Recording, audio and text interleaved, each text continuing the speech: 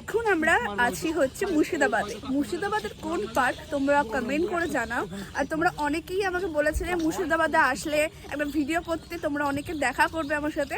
তো যারা যারা দেখা করতে চাও তারা অবশ্যই কমেন্ট করো, ইনবক্স করো, দেখা করতে পারো। আমি আছি মুর্শিদাবাদে, কবে চলে যাবো আমি বলতে পারছি না এখনো।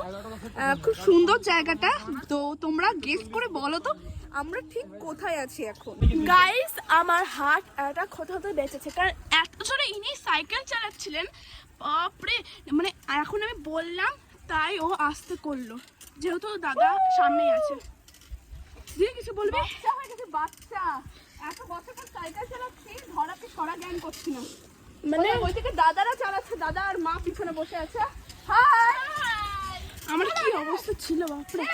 না না না, চলে চালাবি না, চলে চালাবি না, চলে চালাবি না।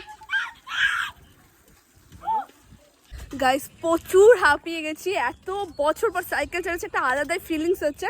আর এখানকার ভিউটা দেখো কি দারুণ। এখানে বাংলো আছে, এখানকার ভিউ পুরোটা অনেক বড় এরিয়া, অতটা ঘুরে দেখতে পারিনি, আমাদের সময় নেই, ট্রেনের টিকিটও মানে নিতে হবে আর কি।